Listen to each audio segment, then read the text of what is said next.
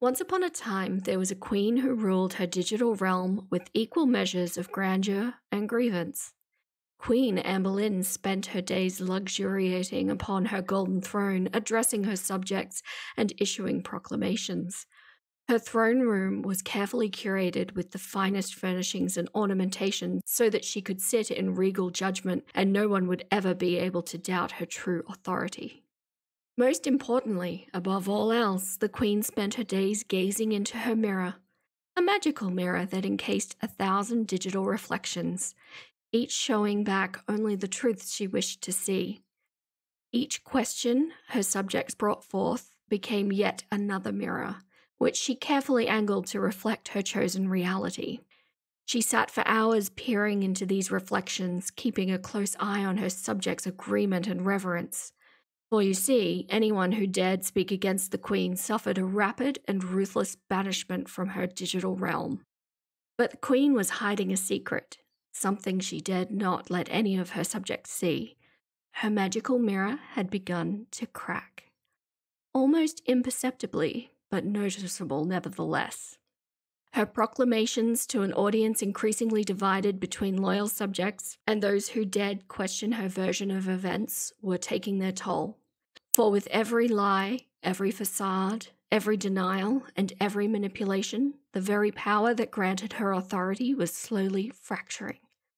And soon, even the queen's most carefully angled mirrors would not be able to hide the truth that lay beneath.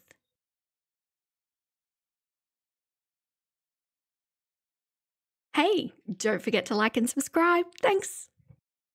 Welcome back, Nuggets. This mother clucker has some thoughts. Let's ruffle some feathers and get into the video. Okay, first things first, in case you're not watching my Eugenia content, and if you're not, what are you doing? Go watch my Eugenia content.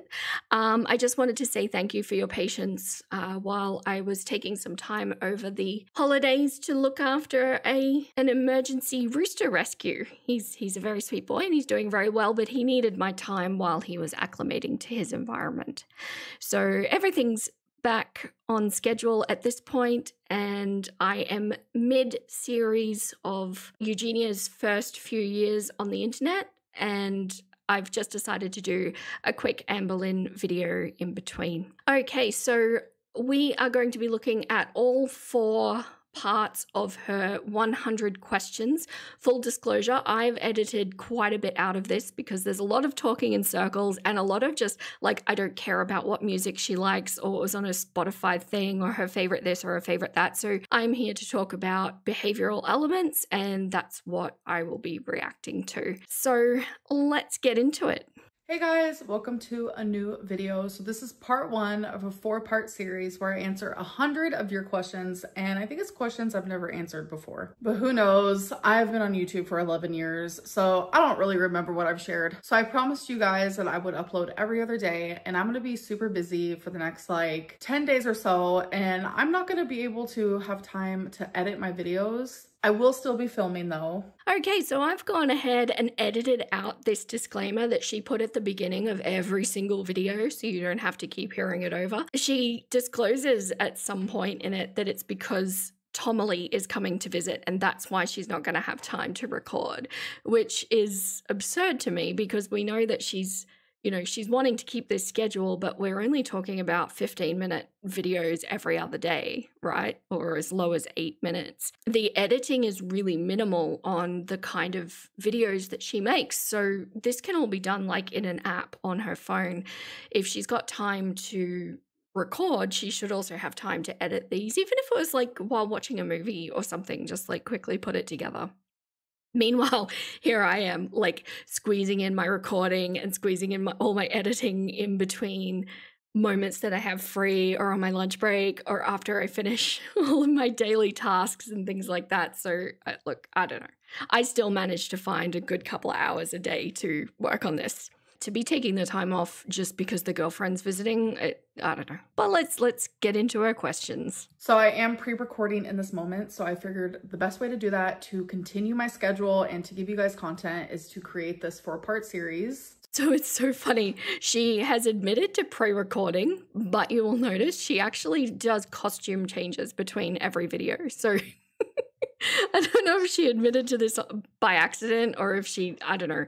Why would you bother trying to hide it if you've just gone and told everyone? Do you have any New Year's resolutions? Honestly, normally I have a whole list of resolutions and goals and things I want to succeed at, and I never follow through with any of them. So I think it's just really easy and manageable if I sit here and say, I just want to improve as a person, whether that's mentally, physically, spiritually. Like, I really just want to be like just a better person in general, to not really like set out flat out goals, more so just every day, even if it's just me being 1% better than I was the day before. Okay, sorry if you've heard this rant from me before, but I'm just going to go ahead and do it. I've got a lot of nuggets coming in that are new, and thank you for that, by the way, but I'm going to have this rant again. So I agree with what she's trying to do here. I disagree with, using a Monday to start something, or using the first of a month to start something, or using the new year to start something.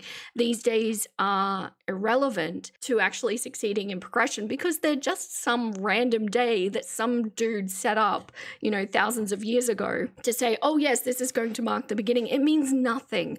The only day that means something is today. So long as you are trying to improve yourself today, that is the core of what matters. So in essence, she's kind of saying the right thing here, and I do agree with that. What I don't agree with was fully binging during December, saying, oh no, I'll start something in January. What is concerning here is that although I do agree to not necessarily lay down New Year's resolutions, she isn't coming up with anything tangible, exactly what she's going to work on. To say, even if I'm 1% better than I was the day before is correct, but how? It lacks action.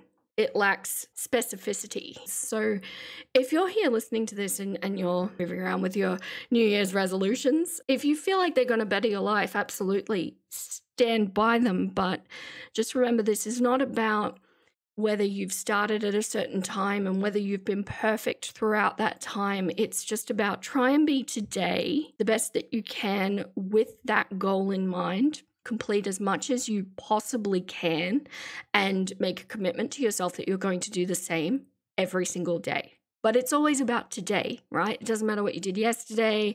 It doesn't matter what you're doing tomorrow. Just focus on the here and now. But keep in mind really, really specific goals. What was your favorite and least favorite part of Vlogmas this year? So easily, my least favorite was the beginning. It was highly saturated in the fact that I was going through a lot of mental health and heartbreak because I was missing Rarity while also being attacked. Accidentally leaving that door open literally altered my life in the worst way possible. So it was a lot at once while already going through mental health problems. But I noticed once I handled the Rarity situation privately, instead of like broadcasting every single 2 seconds if there's an update or not, I noticed the backlash and the rumors lessened. Isn't that what I've been saying? All of that should have been handled privately from the get-go. Why it was broadcast, why it was acknowledged, everybody thought it was a troll, like they didn't think it was real. She could have just kept that completely to herself, dealt with it by herself, and then none of the rumors or backlash would have come. And it's an important lesson for Amberlynn to learn that when you stop fueling the fire, it will die down. Because it's not interesting to talk about something where the other person is not responding back. And I don't know if you noticed, I didn't actually finish Vlogmas with her. I may go back and do it, I may not. I'll see how I feel about it. I got to the end of that Vlogmas. I was so proud of keeping up with her because, as I've mentioned, I'm squeezing these in between little slots of time that I can find. And I felt very, very sick of Amberlynn content by the end of that Vlogmas, which is why I moved on. But this Rarity stuff is what really caused the impatience in me. And we're still talking about it. We're still not taking the steps that need to be taken. And she will actually address this a little bit later in the video too. I would say the best part of Vlogmas was the fact that I completed it. And instead of letting my depression stop me from decorating for Christmas like it did last year, I said, screw that. We're going to decorate for Christmas because I feel like that'll actually help my mood. And it genuinely did.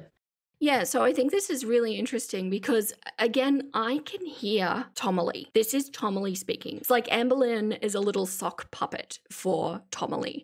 I do think some of what Tomalee's saying is really, really good for Amberlynn to take on, and I can hear a psychology background coming through. This is not language that Amberlynn usually uses. And she's exactly right, you know, not feeding into that depression, not feeding into that anxiety, doing something that you know brings you joy. I really wish she had to put that Christmas tree up to face that fear, but that kind of action, that kind of thing is of course going to make you feel better. I would love to see her doing more of this kind of thing. Do you resent Alexis for bringing up the crumble cookie video? Honestly, no. It's really not that big of a deal to me. I'm an adult. I'm a sexual human being. I'm very sex positive, not a prude, pretty open book. So I don't really care, actually.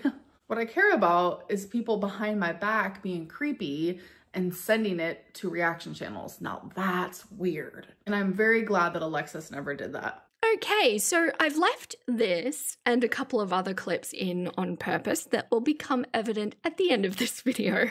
So we'll keep them in mind. What moment in the last couple of years made you grow the most as a person? Living alone. Absolutely. The first time I ever lived alone was when I was 32.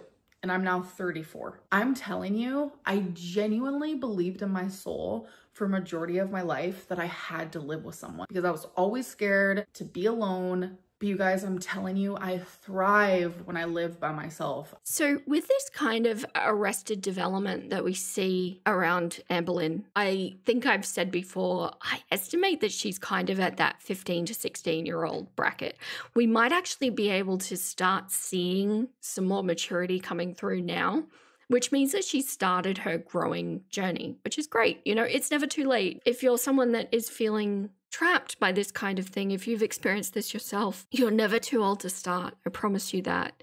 And I wish that Amberlynn would spend more time living alone, because I do agree with her that this kind of thing and experiencing the world herself is critical for her development. But we know that's not going to stay that way. We know that she will eventually move in with Tomalee. It's a shame she didn't really take that opportunity to fully learn about herself and about how to adult, whether maybe Tomalee's influence will continue her growth in that development because of some of the language that we've been hearing coming through. Maybe. Or maybe she'll just use it as an excuse to fall back on old patterns because that's comfortable. If you could go back and never have made YouTube videos, would you? No. I absolutely would have still done YouTube. I probably would have just done it differently. There are things I have said and done online that I would have never done because I now, as a 34-year-old woman, I have learned from those things and learned from my mistakes. So this is why I say I think we are seeing a little bit of development coming through. She wants to distance herself from her younger self who has made all of these mistakes, which I totally understand that. The problem is she's kind of at that point that I might dare to say 17 or 18-year-olds hit, where they think they're at their peak intelligence and they know that they've moved on from being a kid and they're so excited about that little bit of independence, but it takes somebody who's, you know, a good 20 years older to look back and go, no, ma'am, you're still a child and you're still acting like a child.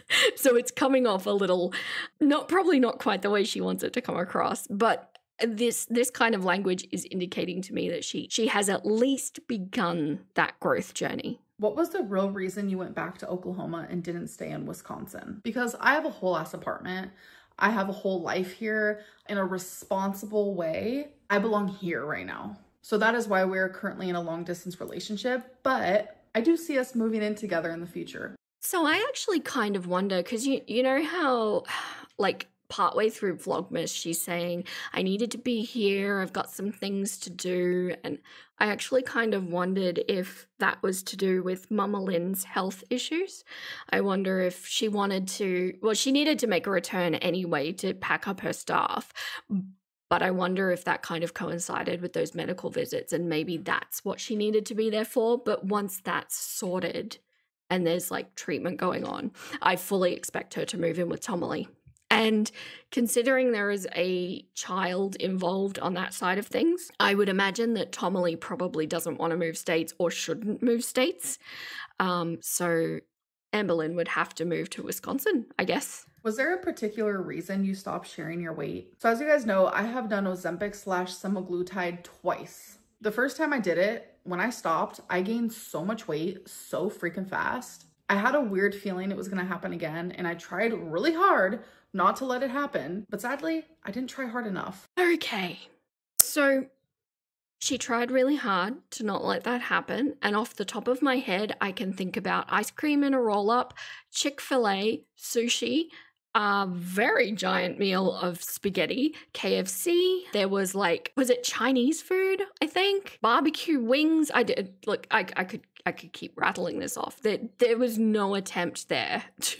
She did not try at all. Not that she didn't try hard enough. She did not try at all. And it is well documented that people that come off medication like Ozempic, that the weight does come back on unless you've spent the time really trying to fundamentally change your habits, and that is both eating and exercise. So it's like a full lifestyle change that needs to happen in order to prevent that fast return, which, to be honest, that can be said for any diet, really.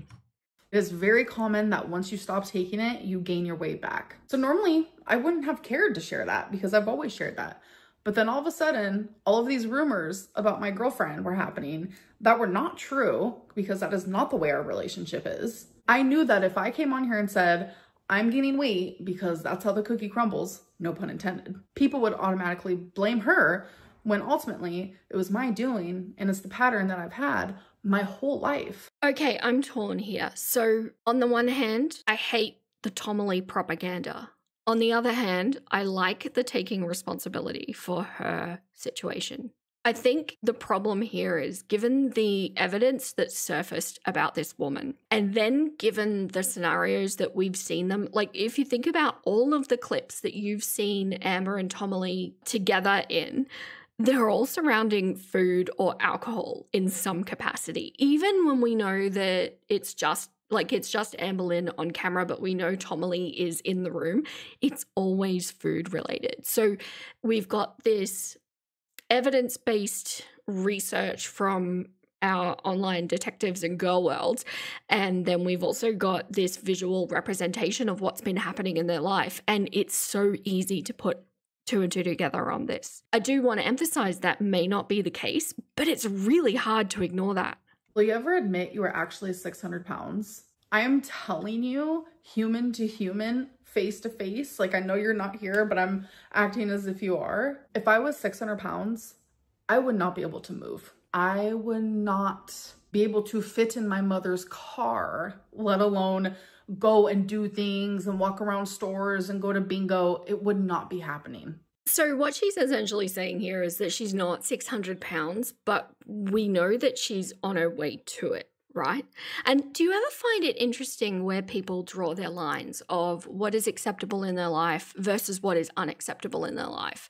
And when something's deemed unacceptable, it doesn't matter how comfortable you are or what your habits are or what even addictions you may have set up, you will take the steps in order to make the changes required to stop it being unacceptable.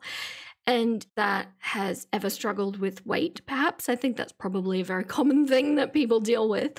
There has been a line in your life where you've gone, oh no, this is completely unacceptable. And it could be that you don't fit into certain clothes that you wanted to fit into. It could be that you couldn't perform an action that you could normally do that you want to be able to. There could be any number of variables that you've specified that is the line, and anything beyond that line is unacceptable. Amber's line seems to be 600 pounds because we know that she was bedridden for a time in 2019. And I think that may actually be a line for her. So in her mind, I wonder if there's anything going on like, well, so long as I can move about, so long as I can go out with my mum, she's defining that as okay, which I think for most of us, that line is a lot further south than what hers is. But the reality is, yeah, she can move around, but she can only walk for a few minutes. So even though we're looking at things that are incredibly restricted physically, and she's essentially put herself into this lifestyle of being cooped up in her unit all the time, but she still considers that as on the right side of acceptable. What has been the hardest part to overcome with having BPD? A lot. And I don't know if I've actually overcome any of it. So I'm kind of going to rewrite the question and ask it as if like, what's the hardest part about having BPD? Let's just imagine that she has been diagnosed with this for a moment, okay? What I'm hearing her say is, I have been diagnosed with this thing that I have been living with and made absolutely no efforts to get in control of. I've taken no responsibility to temper my actions in order to make my loved ones around me more comfortable, in order to make my life better. I've just taken no action at all in that time. It's the fact that you cannot regulate your emotions. Like during a BPD episode, which are actually sometimes called BPD tantrums. I'm not throwing a tantrum, but that is just what it's called. So during those episodes, my rational self is still in here. She is like screaming at me, Amberlynn, stop. It truly feels impossible to regulate your emotions. So another answer I have is having BPD makes everything feel more extreme than the average. Like the average person, they would say, yeah, I feel happy. Well, when we're happy, people with BPD, it feels euphoric. A regular person would feel angry. Us, we feel burning rage. Regular person feels sad. We literally feel like we're mourning the death of someone we have loved our entire lives. I am fully in acknowledgement that I'm not an expert on BPD. I do have a little bit of a fundamental knowledge in psychology, and the things that she is describing here could be attributed to a few things I could think of that are not something as serious as borderline personality disorder, and could just be attributed to arrested development, for example, and saying that I've never learned how to regulate my feelings. I've never learned the tools required to be able to soothe myself, for example. And I feel like when you're handed a diagnosis of something, it's not your fault that you have this thing. And it's not a criticism. It's not like a flaw in who you are or anything like that. But it is your responsibility to go, okay, what do I need to do to keep this manageable, to get the best quality of life I can out of this? And for some things, it's going to be medication.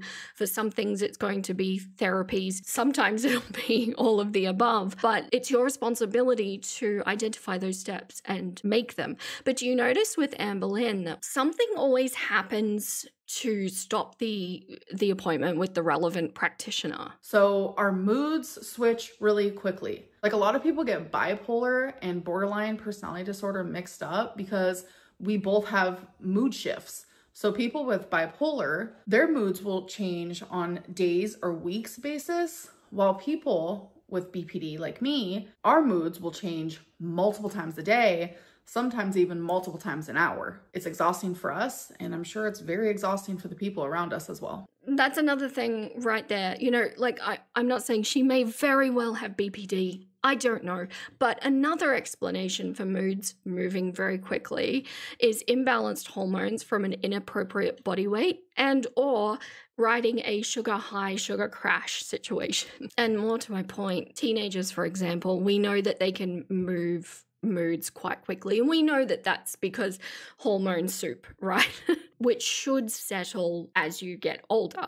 However, what if you never learned the skills required to actually move through those feelings? What if you just fully give yourself over to experiencing these sensations, being completely controlled by them? You just experience the feelings. You rage, you get elated, you get sad and teary, and you just go through it. Would you be able to be in a sexless relationship? No, no, no, no, no, no. This girly pop has done that before and she will never do it again. When I'm with the right one, I am like a sex machine. What am I saying right now? Okay, 1, again, this is in here for future reference. Keep it in mind. 2, why are we looking down and to the right again? Is Tomily with us? I think Tomily's with us. And 3, can we just talk about Arrested Development just a little bit more? Because this just screams teenager to me, doesn't it? Like, you're talking about inappropriate things at inappropriate times, and you're very excited about having, you know, found a partner, and you're doing things with the partner, and you just want the world to know it. Oh, what is a rumor about you that is 100% not true? Girl, do you have all day? Because I have a whole list. But for the sake of video purposes and time crunches, there is a few in particular that I would love to mention, but these are things that I promised myself I would never speak about again online. So we're gonna skip over those and move on to something else. So she is exhibiting some manner of self-control here. If there are some things that she's taken off the table to be able to speak about, why can this not be done for other things? For example, like the rarity thing should have been off the table, but yet she's also kind of bringing them up. So it's just like baiting people to go, well, what are those things? I want to know what she's promised to never speak about. I'm going to choose something that is like currently happening. 2 things, actually. 1, it is 100% not true. I am not a feedie. 2, the fact that some people actually believe this is sick, but there are people who believe that I let Rarity out on purpose to stay in Wisconsin longer. Yeah, okay. So I will go on the record and say that I do not think she let Rarity out on purpose. But doesn't it just speak to her history and her character that she's put online, that this is plausible in people's minds? And the reality is that she's given us a lot of examples to feel that this is something she could do. But that's what people do. They create these really disgusting rumors about me and just like hold on to them for dear life. I know nothing I say will ever change anyone's opinion, but for the sake of answering the question, there's your answer. She said it perfectly there. I know nothing that I ever say will make a difference. That is key. And she's exactly right, because when you're talking about situations like this, there's no way to prove or disprove. There will always be an argument one way or another, and that's because none of us were there. So why entertain it? Why not just say, look, you people can believe whatever the cluck you want to believe, and just leave it. All this kind of entertaining is doing, I know that she's probably doing it to keep the conversation going, to get more views and to earn more money. But given that it does seem to legitimately upset her, all she's doing is putting her own body under stress by entertaining this. Welcome to part 2 of a 4-part series. First one is, did you finish the jar of poisoned olives? So as you guys know, I was having anxiety because my new thing of olives didn't pop, and it's supposed to pop when you open the jar. That means, you know, fresh goodness. It didn't pop, so my anxiety said that it was poisoned and it was molded over. I was having so much anxiety, but like I wanted to stare anxiety in the face and fear in the face. I really love this. I can't believe we're still talking about these clucking olives. Staring anxiety in the face is fantastic. And I love that for her. And I encourage that. But I really wish that we could just, you know, define what is appropriate to face anxieties on and what is not. I agree that the anxiety that they were poisoned is highly unlikely and irrational. The anxiety that the food has spoiled is rational. And I feel like we need a slideshow for Amberlynn to define rational versus irrational fears. Like, for example, if you're in Australia, don't stick your hand in a wombat hole. Rational fear. On the other hand, I'm scared to leave my house. I don't want to go to the corner store. Irrational fear. One of these is good to do and face, the other is not, and it means certain death. Have you ever been electrocuted? So one time that I do remember for real, I was living in Virginia. There was a horrible storm happening. I was watching YouTube on my laptop, but my laptop was about to die. So I had it plugged into the wall. And while I was watching my laptop, I had headphones on. Next thing you know, electricity hits the house. I was zapped. I literally was zapped. My girlfriend at the time was like, oh my God, are you okay? I don't understand. Like, maybe my brain got fried that day and that's why I'm so like hecticana. Okay, so I legitimately sat here wrestling with myself over this one because I really want to understand. I constantly find myself torn with Amberlynn of, does she know what she's doing? Is she aware? Is this calculated? Or is this just some sort of weird successful accident that's happened? Because on the one hand, if you think about this being intentional. To me, that kind of says intelligence, calculation, creativity. You know, some of the stuff she comes up with is very creative. And as I've said before, I do think Amberlynn is very creative. But is she clever? Is she intelligent? But on the other hand, if this is just kind of bumbling her way through a successful YouTube channel, well, I mean, she's been doing it long enough that she could probably somewhat get good at it, right? Here's my conclusion that I'm settling on until I see other evidence in front of me. I reserve the right to change my mind. I think two things are going on here. I think one, yes, to a point, it is calculated, but not in the sense of, okay, like, you know, Nikocado Avocado, where this has been mapped out to the nth degree. I think it's like, oh, I did this and it made me feel good, so I'm gonna do it again, you know, that kind of level of thinking. If we're also thinking about the Arrested Development, have you known teenagers? Maybe you were this teenager yourself. I will own up to being this teenager, where they fictionalize parts of their life. They tell stories. They might take a story from something they've heard and repeat it as their own.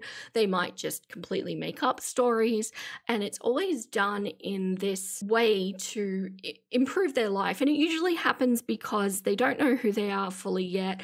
They are still forming their identity. They want to be special in some way and maybe seem more interesting than they actually feel. And then as we grow and as we develop our personalities as adults, that kind of behavior is supposed to slide off. We're seeing there an adult who is still perpetuating lies to fictionalize her life and to make herself seem more interesting than she is. And that's exactly what I think Amberlynn is doing. Is Tommy a good kisser? Oh yes, one of the very best. One of the very best. Okay, again, this is something I've just left in here for a reason. It's coming. Would you ever go on a cruise? You know, that used to be something I actually genuinely wanted to do, but I don't think I would. Something about being in the middle of the ocean for that long, it gives me the same feeling of like how I feel claustrophobia would feel like, but it's not claustrophobia. It's like a different feeling. It's like, I would feel so stuck. And that scares me. I don't like that. No, it's not claustrophobia. I believe the word she's looking for is agoraphobia.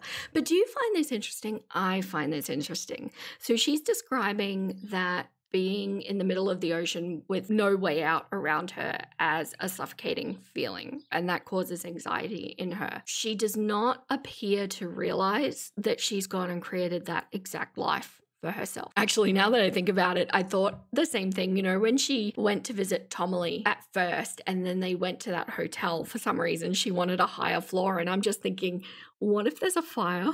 What are you going to do? What if the elevators can't be used for whatever reason? And that's exactly the scenario that I was thinking about. How do you handle all of the hate without getting depressed or going crazy? I'm used to it, and I've gone through a lot in my life. Some people can handle really hard things better than others. And I feel like in certain cases, the smallest thing like could really trigger me, but like really big things, like every day being harassed online, I don't know.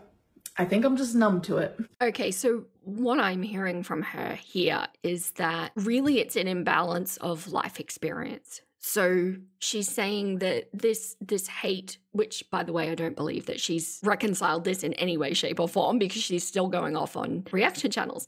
So she's saying that she's gotten used to the hate and she's gotten used to that feeling, which makes sense because we're just talking about desensitization. But when she's saying that the smallest thing could really trigger her, what it's like is, have you ever seen, or maybe you were, a toddler who dropped their ice cream on the ground? And I'm sure that you're all visualizing what the reaction would be after that event. Because in that toddler's life, their life experience to that point that got them there, dropping that ice cream cone is quite possibly the worst, most earth-shattering experience that they've ever had.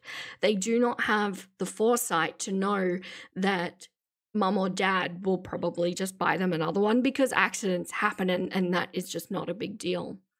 But as you move through your life and as you grow and as you experience loss and hardship and stress, all of a sudden a dropped ice cream cone is like, oh, well, that sucks, I'll go get another one, or maybe just move on and not worry about it.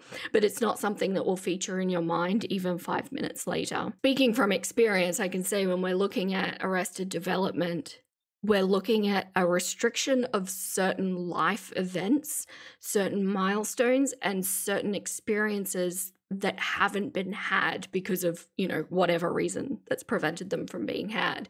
Amberlynn is not out in the world, nor has she ever been out in the world. So those little things that trigger her, she's just fully succumbing to because they are her earth-shattering events. Are you ever going to do mukbangs again? Because I miss them. Honestly, I'm not sure. My answer used to be a flat out no, but in this moment, I don't know. When you're dealing with this kind of food addiction and crop loading behavior, do you understand what I mean? Crop loading behavior. A mukbang should never be part of the equation. It cannot be part of the equation. It's like an alcoholic saying, oh yeah, I need to completely stay away from alcohol except for Friday nights. It's never gonna stay as just Friday night. You cannot be in this situation and be successful and do mukbangs. I know that there are YouTubers that do manage to do it. Like they'll consume, I don't know how they do it. They'll consume like 10,000 calories in one sitting and then work out nonstop for the rest of the week.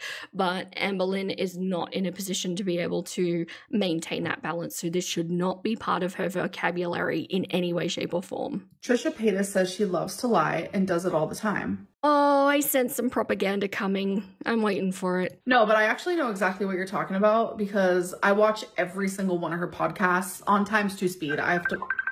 Oh, hold on.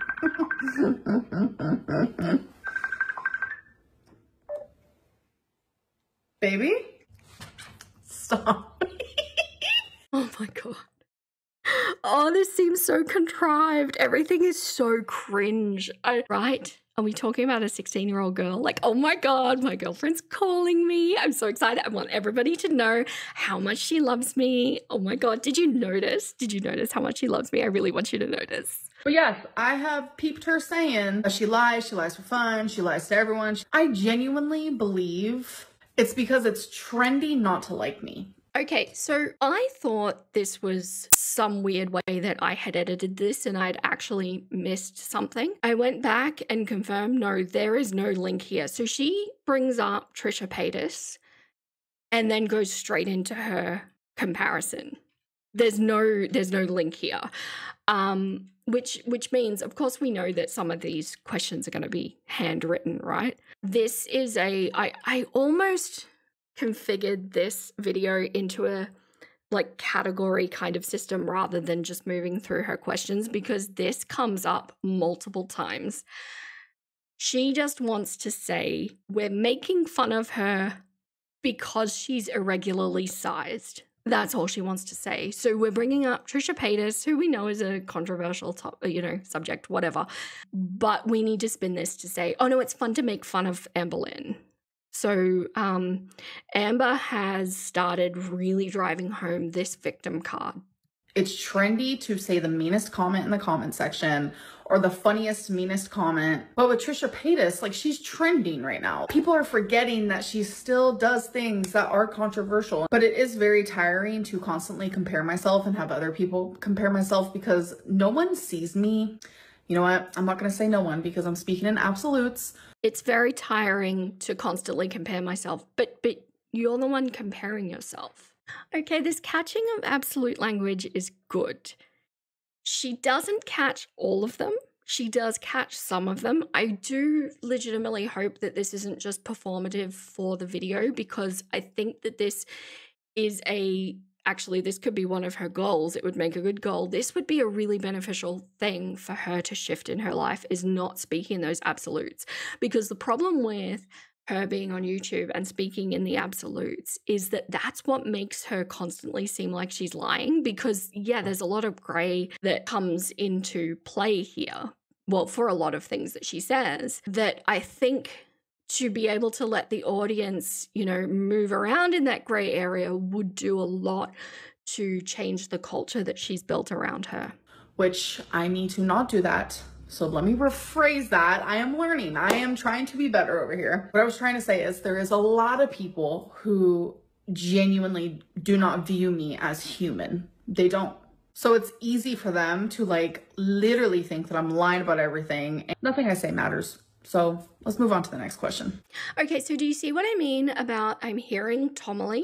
She is being that sock puppet again. This not treating me as human, dehumanizing me kind of language has just come up in the last couple of weeks. And I don't know about you, and please correct me if you've seen something that I haven't.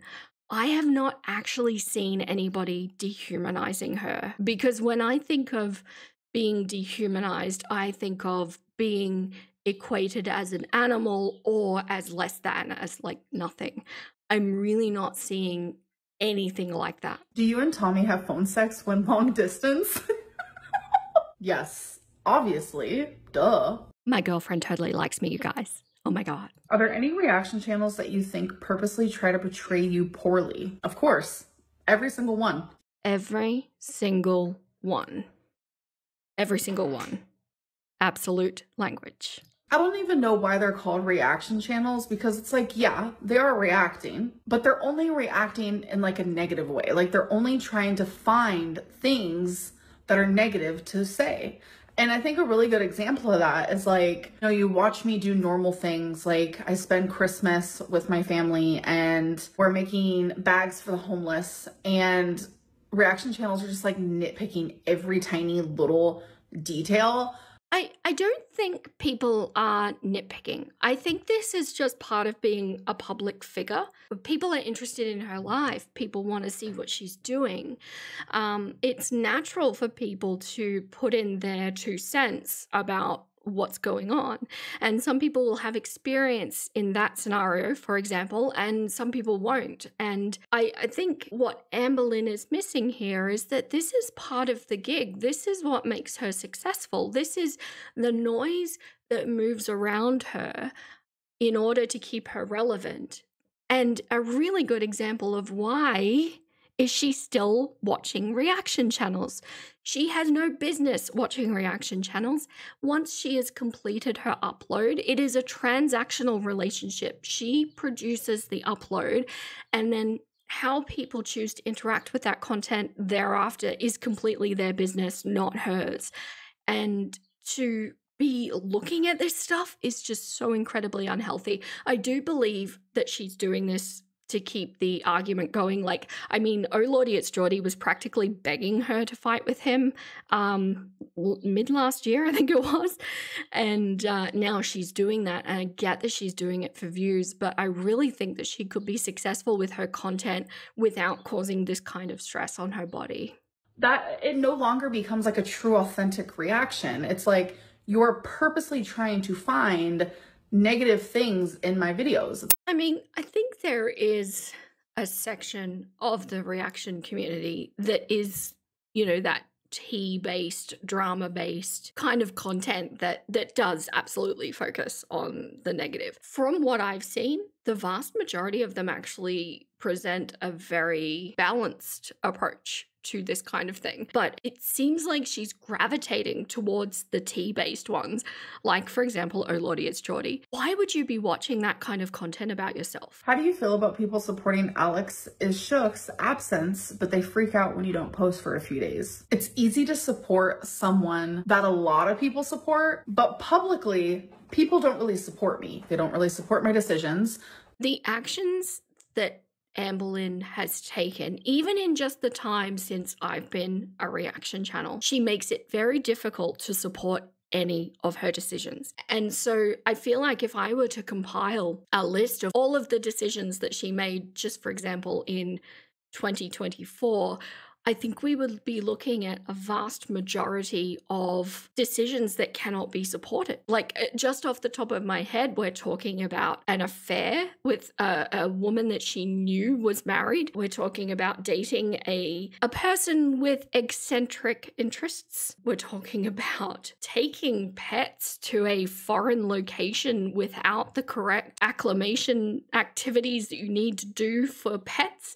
There's so many things things I'm sure that we could go through that we cannot support those decisions. It's not whether the person is more popular or less popular. It's just that objectively these decisions are bad. But I think that's a reason why, like, I live in my Delulu land, because I am so supported, like, behind the scenes in my private DMs. Like, it's crazy. So I kind of, like, live there. I mean, it's some level of self-awareness, isn't it? It's at least she knows, I suppose, on some level. But publicly, it's easier to be like, oh, Alex Ashok hasn't posted for a month. Well, we all love him, so we all have to support that decision. But like, if I'm gone for a few days, it's Amberlynn is so lazy. Like, she can't even do her job. Actually, what I heard and saw a lot of was not going to lazy, but at the time that she was taking this break, this predates my channel, but it was like, has Amberlynn become unalived? Like, people were, when somebody like this, somebody of an irregular shape and size, goes just radio silent for an extended period of time, people worry. I don't think it was the lazy thing that was the prevailing opinion there. How do you feel about people who fetishize your body? So the word low-key confuses me. So the definition of is a form of sexual desire in which gratification is strongly linked to a particular object or activity or a part of the body. Okay. So what that says to me, if you prefer someone of a certain body type, and that is what you are sexually attracted to, that's considered a fetish? Okay, bear with me here because I'm going to have to use euphemisms. Okay, so the description that Amberlynn just read out is correct. Her interpretation of it is incorrect. And she actually uses the keyword preference. So if we look at a preference is a general attraction to a certain type of person or thing. For example, you might have a preference for dating brunettes or men over 6'3". An eccentric interest is an intense loving desire for a specific body part or type of person. For example, you might have an eccentric interest for women's feet or Asian women, as an example. So there needs to be an intensity to it, not just a preference for it. Keep that in mind, and we'll listen to the rest of what she has to say based on this incorrect interpretation she's made. I'm a little confused by it. So if someone prefers my body type, that makes it a fetish, right? According to you, the person who asked this question. Okay, so her body type could be a preference or an eccentric interest. This is such a bizarre conversation to be having. It could just be, you know, yeah, I like girls to be a little bit thicker, you know, that's a preference. What the evidence has come out about her girlfriend is completely beyond just a preference. We are definitely in eccentric interest territory here, and that is the key difference. I think it is highly unfair that people like to say that the only way a fat person can be liked is if it is it's just obscene to me. That means any old skinny Jan or Mary over there, if that is someone's preferred, does that make them a No, it would make them a preferred. It's literally in the wording that was just used. And I don't necessarily think that what she's setting, it's such a paper tiger argument that was in. She's just setting this up to be like, oh, I'm going to tear it down. I do think that it is possible for somebody of Amberlynn's shape to be a preference and not an eccentric interest.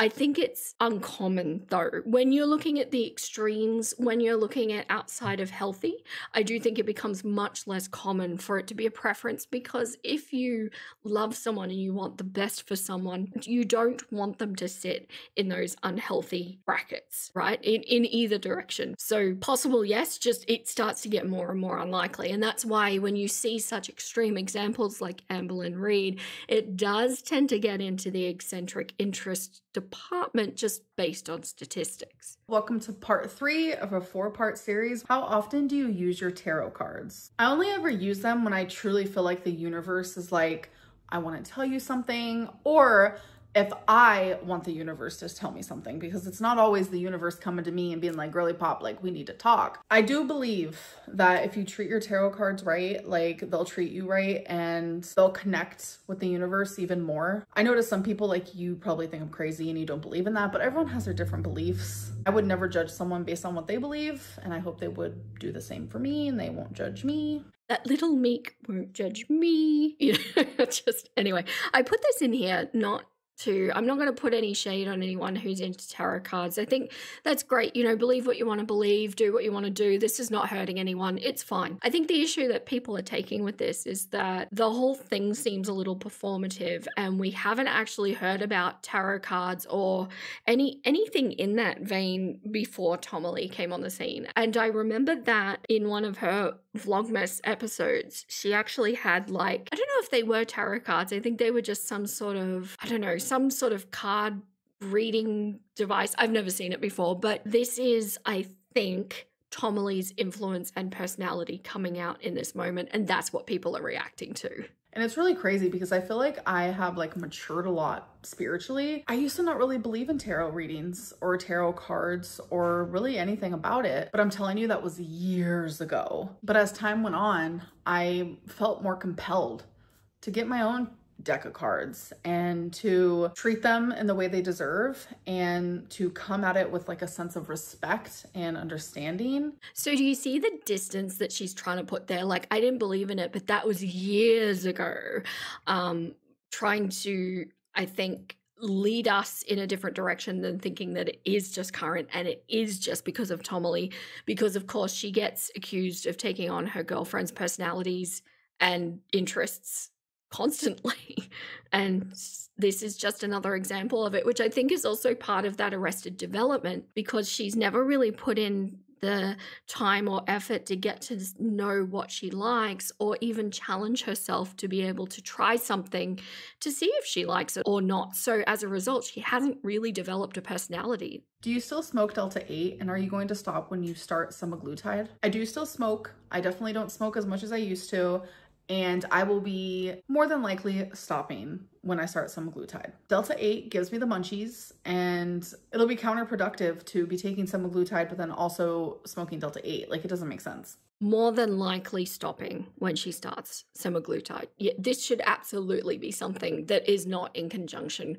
with semaglutide, and just based on what she said, that it gives her the munchies. So if you know that that's a trigger to create you to eat more food than you should, then why would you keep that in your life? And I actually remember last time she was on semaglutide, but I remember thinking, because she said exactly that same sentence, and as soon as she started smoking Delta 8 again, I remember thinking, well, this is the beginning of the end. And sure enough, I think she fell off semaglutide within a week or two after that. Are there any updates on Rarity? Sadly, no.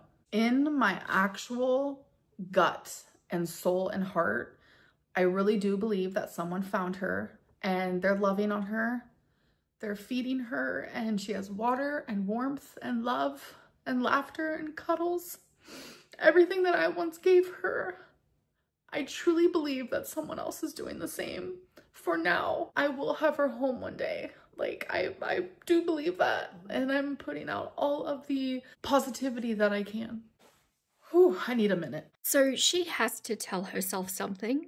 I think in order to be able to sleep at night, there needs to be something said. This is why I think that this whole thing should have been kept private, because there's nothing that she could say to that question that would make her look good. Because in this case, you know, her saying this, it's like, oh, well, you're just telling yourself that because you want to be in denial about the horrible action you took. And I'm not talking about the door, I'm talking about the chip and the collar. But if she turned around and said that she knows it was her fault and, you know, took responsibility for it, well, people would slam her for that too. So this whole thing, and I've said this from the beginning, this whole thing should never have been public. She should have just let people think that it was a troll making it up. And that's where it would have ended if she never acknowledged it. Have you ever been assessed or evaluated for ADHD? Because girl, I see all the signs in you. So I have been assessed by a psychologist, and the psychologist then said, you need to be like actively evaluated because you show signs. And this was when I was living in Kentucky. So I had scheduled an appointment, but it was literally for 6 months away. But obviously since I moved, I wasn't able to attend the appointment. So I still have not been evaluated. So it's another example of just something spontaneously happening that prevents her from meeting the appointment. And yet she's been living now in Oklahoma for like, what, 2 years, and she still didn't create another appointment. I do find it interesting, and tell me what you think about this. Do you find it interesting that she needs so much clarification around like a diagnosis?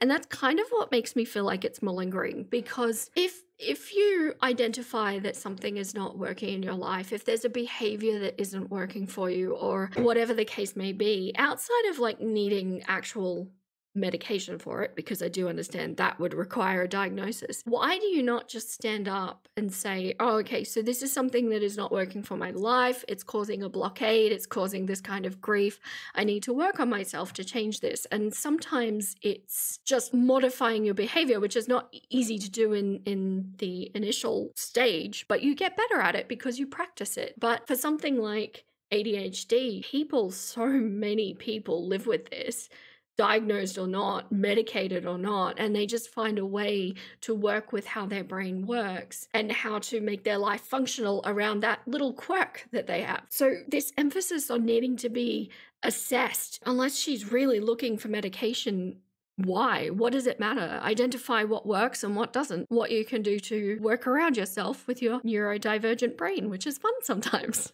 Do you deep down want to be skinny? If I could have any body type in the world and I was 100% the healthiest I could be, I still would not want to be skinny. My favorite body type is like chunky. For myself, like I want some curves, I want some meat, I want my partner to grab onto my chunk. What? Down and to the right, Tommy is there. I think she's actually got a hair in front of her ear, so we can't see the AirPod in her ear. But yep, she really can't do this job by herself, can she? When is the last time you watched Karina Kaboom? I'm telling you, the last time I watched her, I think was during live stream era. 3 X's ago, like even before Feline. Okay, so speaking in the Amberverse, when we're talking about seasons, right? It's usually girlfriend seasons. That's a reaction channel thing. That's a girl world thing. Why is she thinking of her life in regards to eras of exes? That highlights something very interesting to me. It almost seems like she might be living through the reaction channel world that they've constructed for her, which is fake because none of us are there and none of us know exactly what's going on. It's just a perspective thing.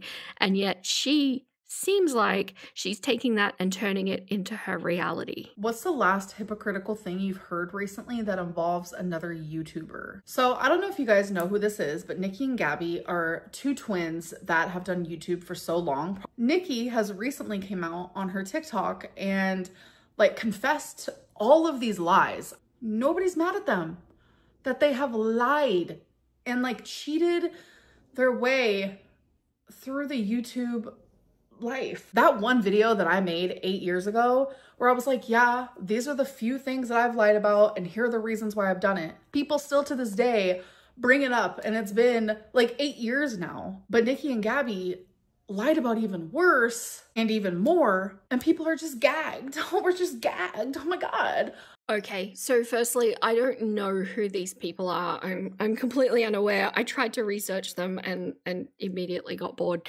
Like it seems like they have admitted to doing a bunch of dodgy stuff on YouTube. Whether or not they're being crucified for that, I don't know. I don't think Amberlynn is looking at their reaction channels, you know, because they'll have a community around them as well. But let's just take all of the lies that Amberlynn has been proven to have spun off the table and let's just leave one. I'm going to continue this video with just one lie in mind. In my mind, it is the most egregious lie that she's ever done. And it is the reason why no other example is on par. And that is the lie of accusing Casey of grape. There is absolutely no excuse for doing that.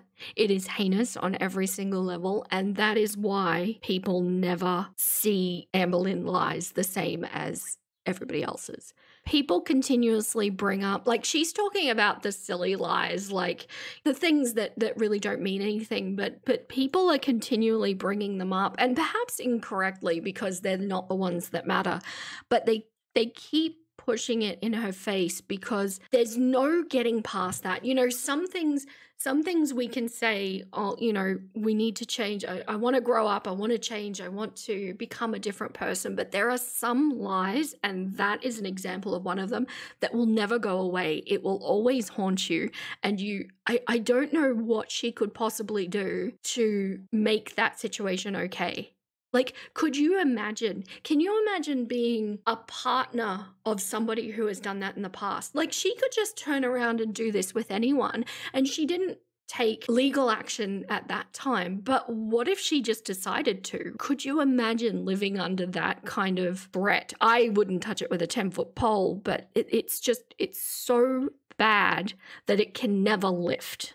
And to sit there and be like, and I was just gagged. Oh my God. It so trivializes what we're talking about. I couldn't find any reference to these girls lying about anything other than, you know, stuff for financial gain. Please correct me if you know something about them. I really don't know. But that is just, it's gross. I'm going to have to get my angry chicken out for this one. It's gross. And as a viewer, like, I'm hurt. I'm like, what? You lied about all of that, and all of that was fake and like orchestrated. You know what? You're skinny, you're beautiful. Go ahead and lie. It's totally fine. And so now we're going to bring this back to it's a fat phobic thing. Oh, we don't mind that those girls lied because they're thin and they're pretty and they've got nice hair and nice makeup. And it's like, oh, we're not going to let Amber slide because she's not thin and pretty. Can you imagine if Casey was watching this, how he would feel? Can you put yourself in that situation? That's why I say this is just one of those lies. I just don't know that this could ever be undone. Are you still friends with Alexis? And can we get an update on that? We are still friends. We are not as close as we used to be. Like I said, I will be covering that video. This did not age well. How big is your bush? I have a dainty bush. And I'm sorry. I think that's the last one. Oh, maybe it's not. No, it's in there for a reason. I'm getting to it. If you could ask Jordy one single question and have him answer honestly and without bias or trying to impress his audience, what question would you ask him? Honestly, there's a lot. I have a whole interview I could give him, trust. Jordy, hello. I know you're watching. I know you're watching by yourself first, and then you like to watch again while you're reacting, which is weird because why can't you just watch the first time during your reaction? Is it because you have to think of things to say and to complain about and to nitpick and all the little fat jokes you make? Well, firstly, he doesn't always watch first and then react. Sometimes there's a raw reaction. But as a content creator myself, Amberlynn can say some really inappropriate things for YouTube, and she clearly gets away with it, but it may not necessarily be the vibe that you want for your channel. Also, I think it's wise to come to the table prepared. You know, you want to know what you're going to be talking about. You want to come with some well thought out answers for things. I don't actually think that there's anything weird about this. What Amberlynn is highlighting here is a little weird anyway, because when she talks to reaction channels, she's pre-watched it. It's not a live reaction. Is that what it is? You have to like ponder that while you're playing your little World of Warcraft in your mom's basement? Don't answer that because that's not the question. I hate Smuglin. In fact, I just hate smug, generally speaking, but this does not land the way it did in her head. I guarantee you. This is just, it's so high school.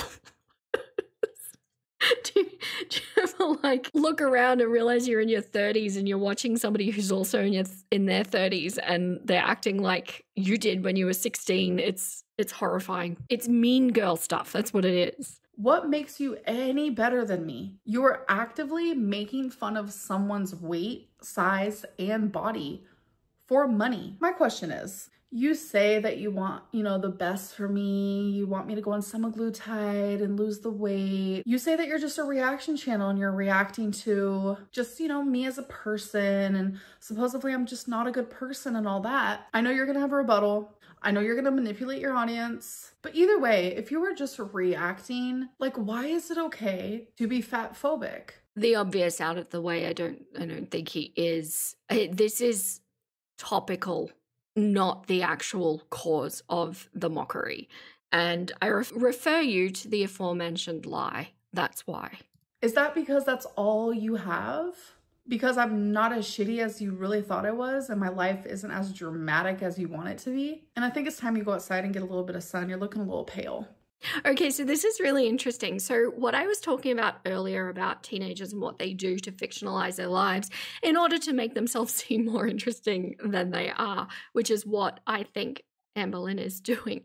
And she's turning around and then accusing Geordie of doing the same thing, which is a recurring theme with Amber, because if you look at the insults that she throws, she's always suffered or behaved in the same way. So, for example, we had Mr. Snowflake with his lack of hygiene around his facial hair, and we know that she didn't shower for a very long time. And then you've got the Geordie living in his mother's basement. Well, she's only just started to live by herself. So up until this point, she's always lived with somebody's parents as well. And it's like she's trying to build herself up with this flex that she's managed to break through while also dragging other people down with the same topic. Does that make sense? And it's just this little way her brain tries to compute these insults. It is fully taking the low road. There's no finesse about this at all. And I do appreciate that she's playing the game of getting into it with, oh lordy, it's Geordie, and he pretty much invited it too. But see, the thing is, have you ever heard the saying about wrestling with a pig and getting down in the mud with it and then realizing that the pig loves it? Geordie's the pig and he loves it. So this is the final part in the 4-part series. What is the update on the BPD therapist for you? So I was going to see a BPD therapist when I was in Wisconsin, but they were located in Wisconsin. And I was wasn't thinking at the time. And I do not live in Wisconsin. I live in Oklahoma. So now I have to re-find someone. That's literally the update. So this is an example of what I've brought up a couple of times where something always happens to the appointment. And I also think it does highlight the fact that she thought she was going to be living in Wisconsin when she made that appointment. And I think the move back home was not planned, or at least not hoped for. But the reality is, once again, be an adult. Step up, do what you need to do in order to improve your life to get better. She's been home for a month, so make an appointment. An appointment could have been made. Somebody could have been seen already. Will you consider doing daily weigh-ins for YouTube again? I don't think that I'll ever do daily weigh-ins on YouTube again, but for myself, yes. Will I give you guys weigh-ins eventually once I start semaglutide? Yes. Am I nervous? Yes. So daily weigh-ins are a problem just because of natural body fluctuations. And I think on something like semaglutide, she would be seeing the biggest results if she was doing it weekly. Do I think that she should be sharing that with the internet? I think probably not. Unless that is the sort of channel she wants to be doing, it is inviting criticism into that realm. And if she can't handle that, if she thinks it would be more beneficial to her weight loss to not hear that content, then don't put it on the table. How tall are you? So I'm 5'3", and every single time I meet a subscriber, okay, I'm not gonna say every single time, see, me and absolutes, we just like are best friends or something. So she catches it sometimes, but not consistently. It is showing a bit of growth though. What is something you want to do on your YouTube channel that you haven't done before? So I thought of this idea because of all the fan art that you guys have been sending me. I kind of want to have like a little contest where people are competing. I'm the judge and there will be a cash prize. I'm sorry. All I hear from this is I want to make a competition on my channel about me, and I want you all to celebrate me. So please make art about me, and I'll judge the art about me on my channel. And I don't know. It's probably good that she's thinking of new things. I can't not see that. You've faced a lot of hate online over the years. Do you ever feel like you deserved some of it, or is there a part of you that feels completely misunderstood? I do not think I have done anything that deserves downright hatred. Casey. Criticism? Yes. Critique? Yes. Opinions? Yes. Go for it all day. But stalking? No. Harassment? No. Bullying? No. Hate? No. Do I feel misunderstood? Yes. All of the time. What stalking is happening? Okay, so I very occasionally go on to Kiwi Farms. Very occasionally. I do get a little bit uncomfortable with some of the language that's used there, but if I'm looking for like a particular screenshot or something like that, I will go on there. I would agree that maybe there's some level of stalking there, but I haven't seen it anywhere else. And does that then imply that she's looking at Kiwi Farms? And why would you look at Kiwi Farms? Because I will literally say something, do something that has one meaning and one explanation, but somehow once it's put on YouTube and everyone watches it and the reaction channels and everyone comments on it, and it becomes something completely different. And I'm like, what just happened? Yeah, because that's how people choose to interact with the content that's been put up, and that is their business. It is their choice. If they want to be negative about it because that's what they enjoy, then that's what they enjoy. That's why you don't go and look at this kind of thing, because people are going to take that content, do what they find enjoyable with it, and then move on. But that has nothing to do with the original creator. What exactly is your foster care timeline? Because we are all so confused. So let me explain. So I was 8 years old when I was first taken from my parents. That is when I became ward of the state, in and out of foster homes, shelters, and group homes. I was 13 years old when they made the decision, okay, we're gonna give your parents a chance. It's gonna be considered a trial and see how they do as parents. That lasted a year and a half. I am curious why she picked this question. I do agree that it probably is confusing for people. I think anytime there's a foster situation, there's probably going to be a bit of messiness of back and forth. I thought that was assumed, but maybe that's just me. I can't help but wonder, though, how Mama Lynn feels about this part of her life going up online for thousands of people to see. I understand not being super proud of the person that you used to be, and working really, really hard to turn that around. And I couldn't imagine then somebody talking about my life. Like, if I choose to bring it to the table, that's my decision, but somebody else talking about my life, I wonder how she feels, because this whole thing really highlights a very negative aspect of Mama Lynn. So from 8 to 18, I lived with my parents for a year and a half of that time. But during all this other time, I was allowed visitation. But for the most important times of my life, the first 8 years, I was in a brutal home.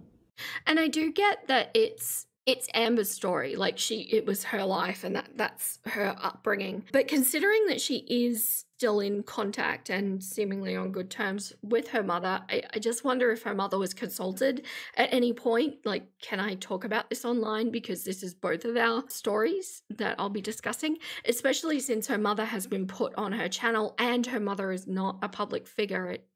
I don't know, it feels a little ick. And then at 8, for a decade, I never knew safety.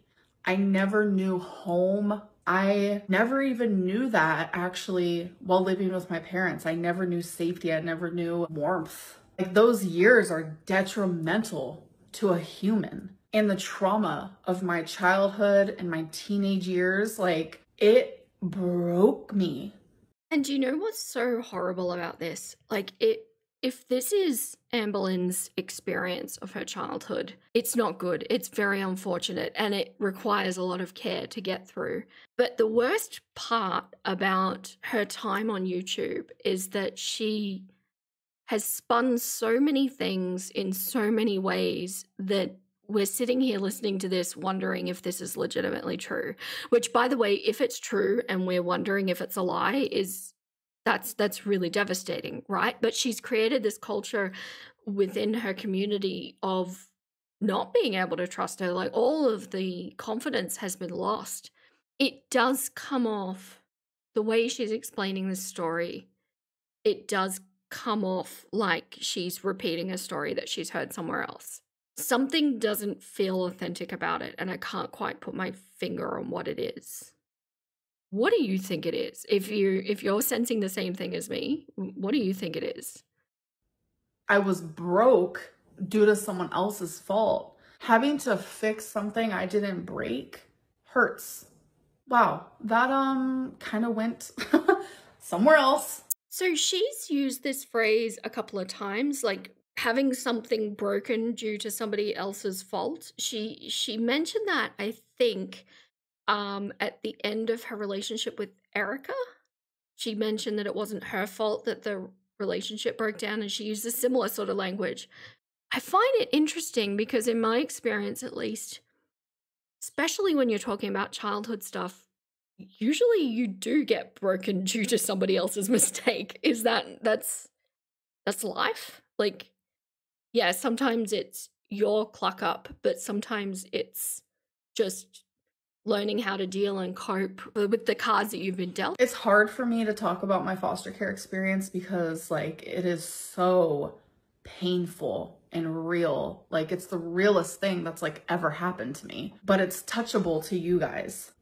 And the best way for me to explain that is, like, I know there's a lot of you who are watching and care about me and love me, so this isn't directed towards you. There's a big portion of people who watch me who really strongly dislike me and twist everything that I say and call me a liar, etc., etc. I'm afraid for those people to touch that, to touch my foster care experience, because it's something that has transformed my whole life, even as a 34-year-old woman. I don't want the haters to touch that, to twist that, to turn it into something that it's not. And I think that's why, like, I always just in passing mention foster care.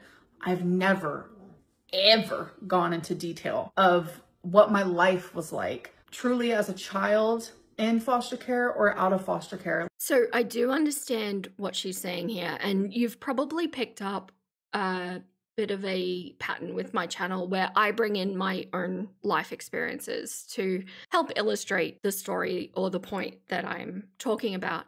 And I do understand what she's saying because there is a lot of stuff in my past that is very sensitive to bring up in a public way on a public platform. And the quote unquote hate is an inevitable part of that, and at some point somebody will likely not believe me, or somebody will have something to say about it, or, you know, whatever. And that's something that I heavily considered before doing this, right? Obviously I decided to go ahead and do it anyway because cluck it. No, but my point being, if Amber, if she's telling the truth and this is really a point of such pain for her and clearly she hasn't dealt with it, then why would it be brought up at all? Not just in passing, but don't acknowledge it at all. Pretend like it doesn't exist. The benefit of being a public figure on the internet is you can choose what part of your life you're going to show to your audience. It's not like we've got a 24-hour Amberlynn read stream going on, you know? So maybe it was brought up early before she fully understood the consequences of this. But if that's the case, at the point of realizing that this is not something you want to talk about, don't bring it up again. Just stop talking about it. But she's referenced foster care just in my time of being a reaction channel, multiple videos. So it's on the table to speak about. And that's kind of what makes it feel performative. Does the hate online towards Tommy reflect your relationship at all? It did in the beginning, and we almost like indefinitely broke up. Like, she had never ever experienced something like that, and her mental health got so bad it genuinely worried me. But we chose love. And I don't believe this either. So I could understand somebody who is unaware of the Amberverse getting in a relationship with Amber and then being completely overwhelmed by her hater nation. I get that. I could see that happening, and then they split and they're like, nope, you know, once you realize what you've gotten into. But the fact that this woman was seen to be repeatedly contacting public figures of a certain size, and there's proof that that's happened, says to me that she knows exactly what she was getting into. You want to tell me that she's contacted a public figure without watching any videos, without, finding any reaction content on there? And I think that Tomalee knew exactly what she was getting into. I think she enjoys it on some level. And I think that the fact that she's not on camera anymore might have something to do with her kid. I think that's a good decision. But this whole narrative that Amber's trying to spin, I don't buy a single word of it. Are you going to get your pets microchipped? Like, I never in a million years thought something would happen to my babies like that. Like, I genuinely didn't. Like, it feels like a freak accident. But I suck. And I should have had the microchip sooner. But yes, I am. Okay, I'm getting my angry chicken out. Nuggets, they're still not chipped. Okay, there's acknowledgement that they should have been chipped. They're still not chipped. They still don't have collars on. Okay, a mistake was made. You were negligent. You missed what the base care should have been for that animal. At the very least, the very next day after going missing, all of those pets should have been booked in at the vet. They all should have had collars. You can get them printed at the supermarkets here. I'm sure you can in America too. And they're still not done. It's not enough to acknowledge it. Why are they not chipped? Why do they not have collars on? Why do you think people glorify and accept reality TV stars or other YouTubers for doing the same exact things that you do, but yet you get so much hate and judgment for the exact same things? I feel like I have talked about this in every language known to mankind. It's because it's fun to hate the fat girl. Okay, can I just point out that while we've sat through 4 videos, seemingly, she's recorded all of these on the same day all at once. So she's gone and spun this story. Like, I think it's been every part, or almost every part, at least 3. Not only that, but it's fun to hate Amberlynn. It's fun to call her a liar. It's fun to create rumors around her. It's fun to nitpick. There has been a whole community of people that have created this safe environment for them. Safe for them, not for me. Once again, Casey. Everyone else in the world can be normal humans and make all the mistakes, and that's okay. But like me, I will make the same mistakes and people will attack me for a decade about something I did a decade ago. It's never gonna change. I have to literally embrace it and accept it. No, okay. Do you know what I think's going on here? So something unforgivable was done by Amberlynn, and there is a sense of lack of justice. What has happened to Amberlynn for doing something as egregious as that? So people are trying to create this sense of justice, I think.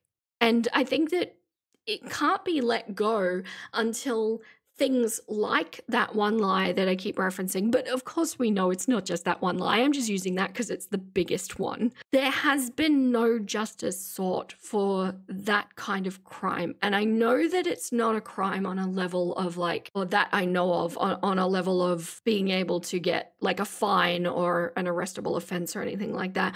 But it is absolutely a moral crime. And I think that's what's going on. What is something that you think isn't fair that the haters or reaction channels have done? So kind of like what I was talking about just now, they've created a whole community that thrives on talking badly about me. It's simply more than the typical like, oh, every YouTuber gets hate. Okay, can I get a hands up from all of my nuggets who are listening to this at the moment? Who has lied about somebody creeping them? Who's done that? Hands up, show who's accidentally done that, who's inadvertently done that. Has anybody spread that lie? So it's not just anyone. It is a select portion of the population who does that. Have you had any BPD episodes in your current relationship with Tommy? I have, yes. So she admitted to having a BPD episode in her current relationship, which kind of sounds to me like, I know that I've had this thing and I've not bothered to look into it or get any sort of therapy or medication for it, and so you just have to deal with it now. Are you having any negative thoughts towards starting semaglutide again? I am, because I don't like medicine. You guys know that. Like, I'm scared to take a simple ibuprofen sometimes. This is a good example of an irrational fear. So while all medication has side effects, the vast majority of the population do not react to something like ibuprofen. And I think it is wise to be mindful of side effects. But when you're talking about the particular state that Amberlynn is in, it becomes an irrational fear because of the tangible risks of staying at her current size. So it starts to be a case of weighing up what is more risky. We're talking about a big extreme here. And we're talking about that she's already got things like lymphedema and lipedema and kidney stones, maybe, I don't know, and who knows what her heart is dealing with. There's probably a range of things that she's dealing with that she's not speaking about, because let me tell you, getting into your 30s, you start to feel stuff, and I can only imagine what she's feeling in a body like that. So it becomes this irrational fear based on the actual risks of continuing to live like this. Like, my negative thoughts are very, what if something bad happens to my pancreas? Or what if I do get thyroid cancer? Or what if I get really, really bad side effects? What if it kills me? Like, I literally think the worst. And like these are understandable thoughts. They're intrusive thoughts. They're probably what I would consider just a natural anxiety response. It makes sense. But as somebody who deals with intrusive thoughts and has, like, my whole life, I thought everybody's brain was like this, but as somebody who's dealt with it, the best advice that I could give my past self, or I could give you if you are dealing with them, is that you do not have to listen to everything your brain says. Sometimes it will just fire off on its own and invent wild and wacky things. You don't have to listen to them. You can choose to not entertain it, just as if there was somebody in the room physically with you telling you these harmful things. You would leave the room at least, right? It's just the same thing. I know it's harder to get away from your own brain, but it's practice. It's a practice thing. You start by acknowledging that you do not have to listen to everything your brain says. Each time makes sense of why I stopped it. I never stopped it because I didn't enjoy it. Like, I genuinely loved being on semaglutide, where it's like the food noise was gone. I didn't really feel that hungry. Like, that feeling is so nice. Like, I genuinely love it. I'm not gonna lie. I do understand this. As I've mentioned before, I struggled with one kind of seating disorder and then went the completely opposite direction to another seating disorder. Eugenia would quake if she knew that could happen, by the way. And I do understand what she's talking about with the food noise, but once again, it's kind of like an intrusive thought. You don't have to listen to what your brain says. And also, that's a critical thing that flags for me, that if she really enjoys not having that feeling, well, you don't have to have that feeling, right? You can train yourself to get past the food noise. It's not something that you just have to live with. And it does take a lot of practice, and it's hard in the beginning, but slowly but surely, if you practice the thoughts that you want to have, or practice the eating habits that you want to have, eventually that just becomes the norm. And you wake up one day and realize that you're not dealing with the food noise anymore. So that is something that should have been addressed and should be addressed next time she goes on semaglutide, because but for dealing, like, if she doesn't deal with that while on the semaglutide, when she goes off it, even if she hit her goal weight, it's all going to go back if the food noise has not been dealt with. What was your first kiss like with Tommy, and who kissed who first? So the first time I ever met Tommy in person, so I was expecting, you know, for us to just hug, but oh boy, did I want to kiss. But I am that girly pop. I don't really make the first move. I'm kind of like a shy little thing. She's a shy little thing. And that's why I made you sit through all of that inappropriate content, because she's a shy little thing. Shall we sum it up? Look at this shy little thing. I'm an adult. I'm a sexual human being. I'm very sex positive, not a prude. When I'm with the right one, I am like a sex machine. Is Tommy a good kisser? Oh yes, one of the very best. Do you and Tommy have phone sex when long distance? Yes, obviously, duh. How big is your bush?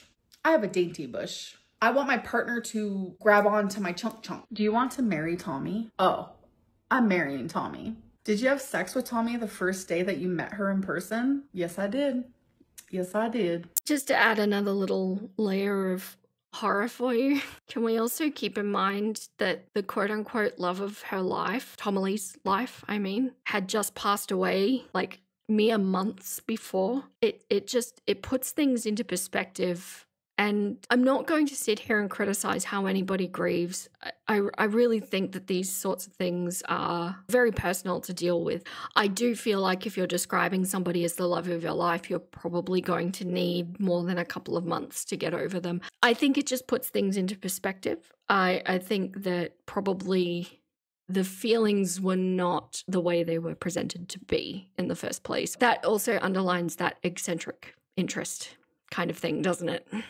Do you truly believe Zachary Michael needs you to maintain the amount of money he currently is making on YouTube? I love the way that this question is worded. That's because you wrote it. Because I don't think Zach needs me in the sense of like to keep his YouTube channel or to keep some views afloat, nothing like that. Like he doesn't need me in that sense. Like he could post anything and get some views. I do stand by that. But with the amount of money that he is currently making, he needs me.